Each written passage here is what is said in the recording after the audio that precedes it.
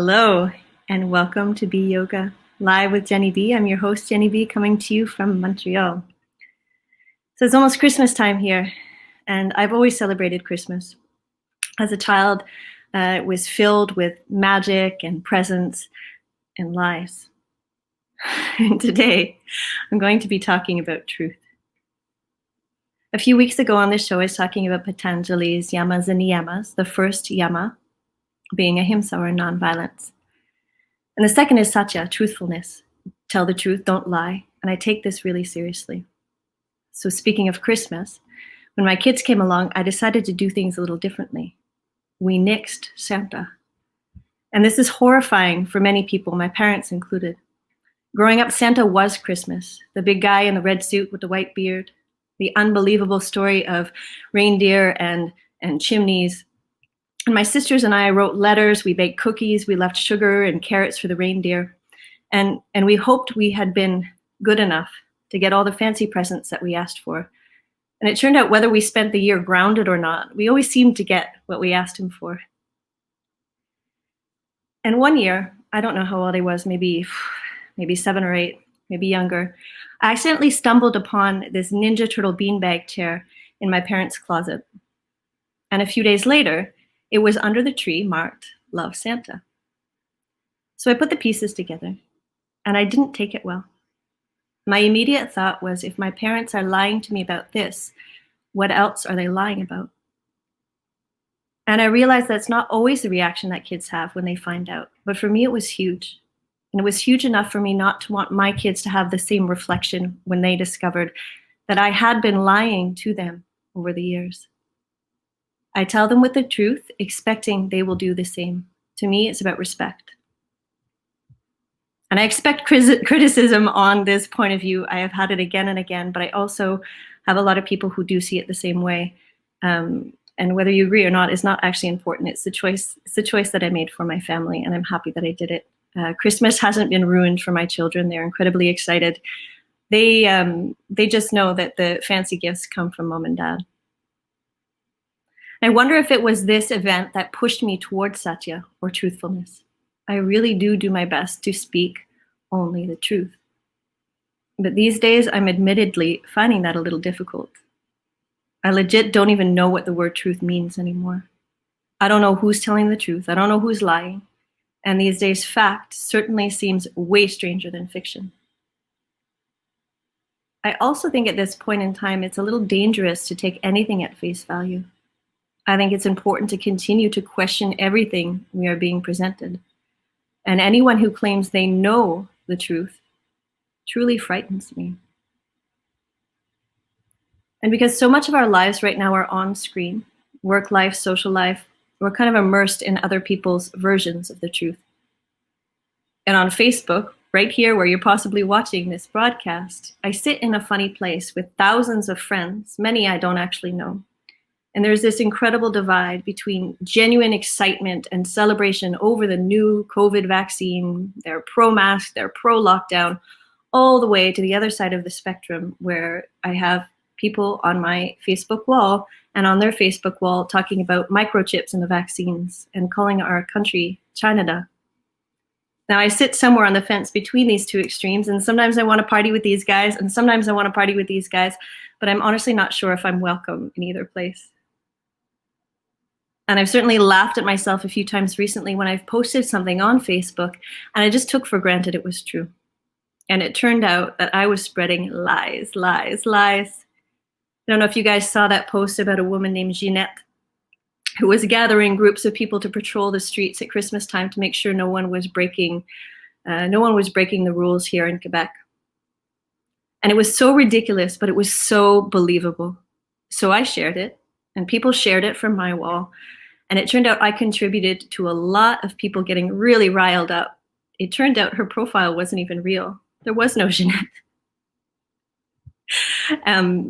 Forget about the team she was assembling. There was not even a Jeanette in the first place. And I got called out by my own personal fact checker, JP, and I'm actually glad for it. As some of you might know, before this particular leg of my life as a yoga teacher, I was a journalist.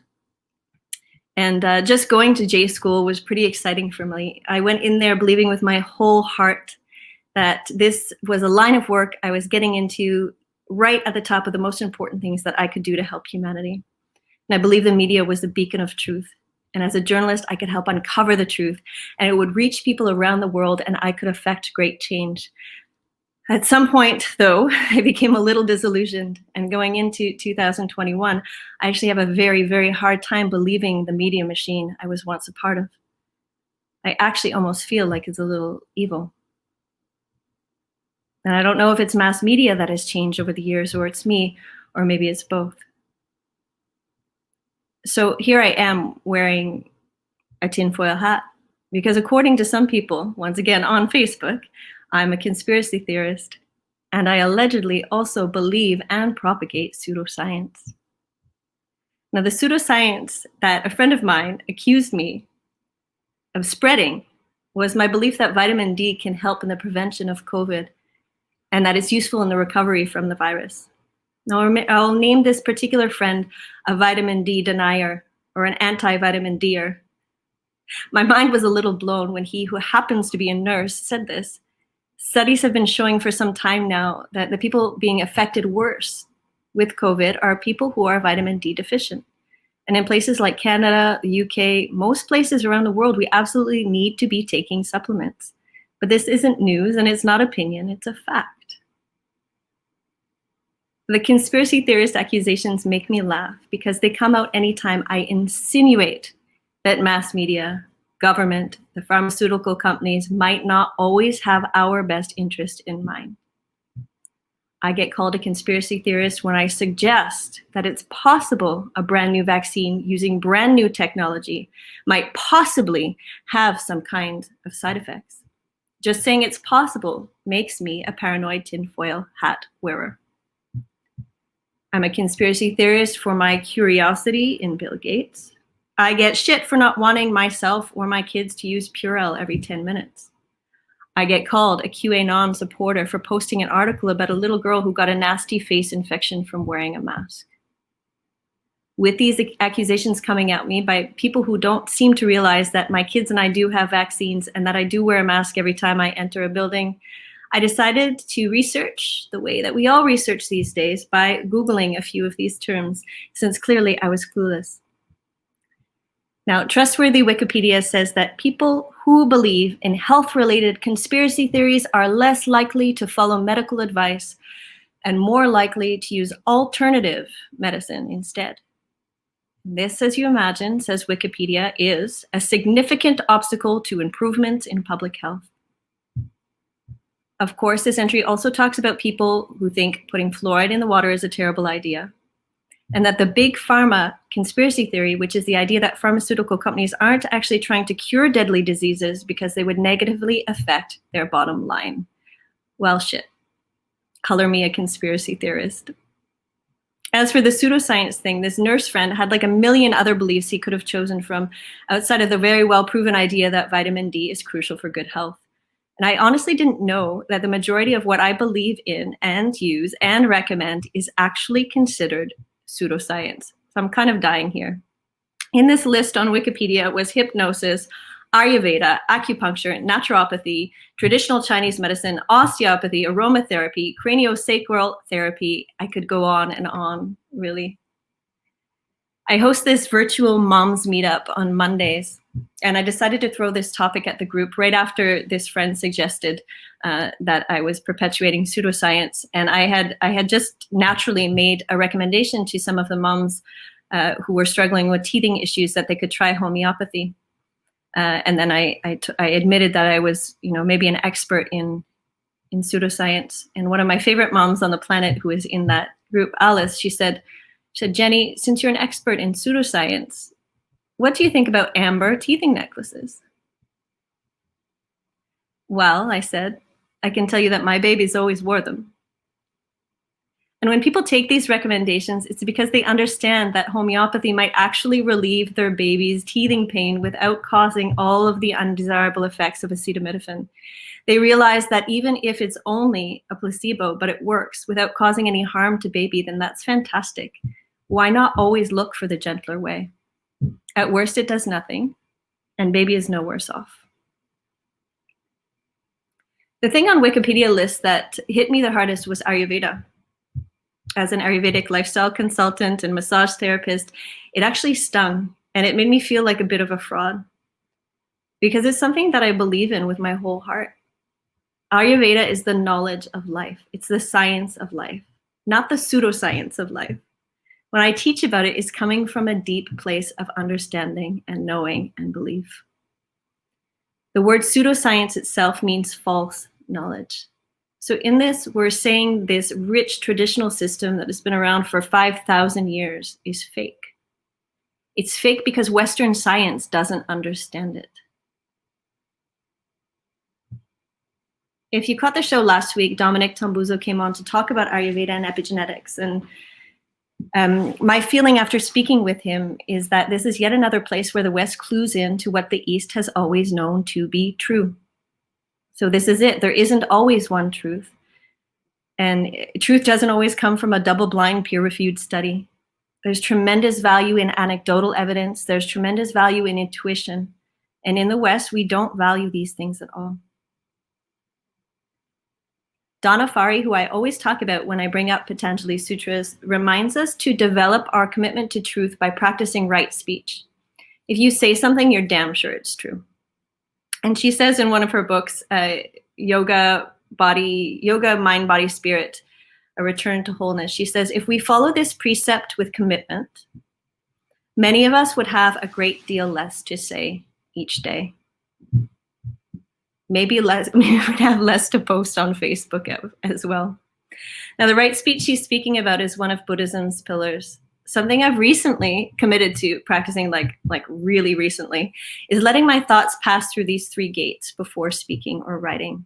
Is it true? Is it kind? Is it necessary? This is the place where ahimsa, nonviolence, trumps satya, truthfulness. As my 9-year-old guru said the other day during a conversation on the subject, but like if a 4-year-old brings me a drawing and it's super ugly and she asks me what I think, I don't think I should tell her the truth. She got it. Kindness before truth in some cases, especially when truth is just an opinion. What she says to this little kid shouldn't cause harm. I told her she could avoid answering yes or no and turn it into a comment about the colors, or even asking the 4-year-old a question about the drawing instead. But as I began this show, like I said, there are days I really just don't know what's true. Some things we can't know. And if we can't look to the news or the government to find the truth, and I don't believe we can, then what and who and where? The only solution that I have found is to go within. The only way through these days is to trust ourselves, to trust our intuition, our own hearts, to sit quietly and listen. And your truth isn't going to match someone else's, and that's just going to have to be okay. You don't have to convert people. You don't have to try to wake them up. It all happens on its own time, or it doesn't. Okay, I'm talking to myself here. So I wish you luck, like I wish myself luck, in understanding the difference between fact and fiction right now, understanding the difference between reality and illusion. Thank you very, very much for watching. I'll be back next week, not for an official show, just a little